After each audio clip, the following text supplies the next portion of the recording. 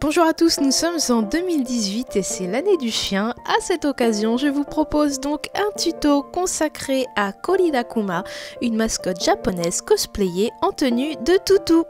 J'espère que ce tuto vous plaira et si c'est le cas, n'oubliez pas de mettre un petit pouce bleu. On commence par prendre de la pâte chair claire, on en fait un boudin et j'affine seulement un côté. Ensuite, j'étale des boudins de taille moyenne, je regarde à peu près quelle longueur je veux, ça va me servir à faire les pâtes. Je fais un petit repère et je les coupe en biais pour qu'on puisse mieux les souder au corps. Donc on en a besoin de deux de taille moyenne pour faire les pâtes du bas et puis ensuite on peut souder au corps et on dissimule les démarcations avec un dotting tool.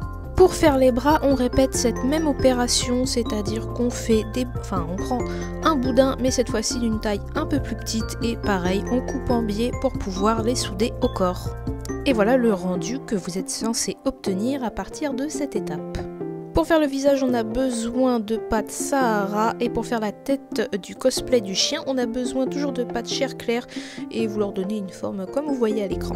Avec une lame, on découpe dans la pâte chair claire.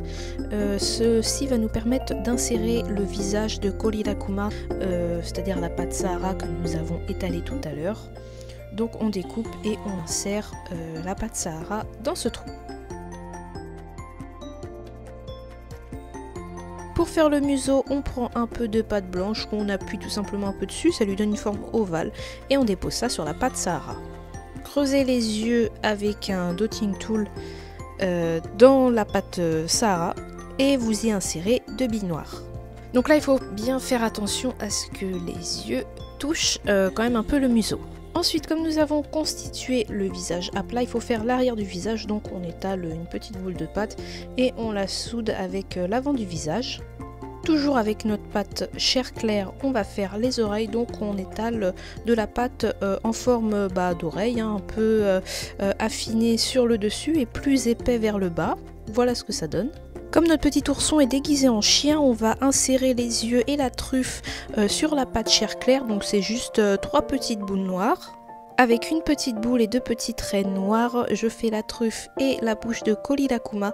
C'est une étape que je n'ai pas fait avant car j'avais peur d'appuyer dessus au moment de souder les deux parties de la tête. Pour souder la tête au corps, j'insère une tige et j'ai aussi mis un peu de fimo liquide entre les deux pour être sûr que le tout tienne bien.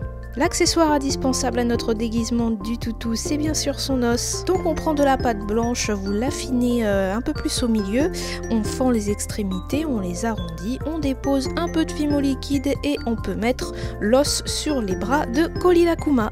Et voilà, ce tuto est terminé, je vous souhaite une excellente année du chien et je vous dis à très vite pour une nouvelle vidéo.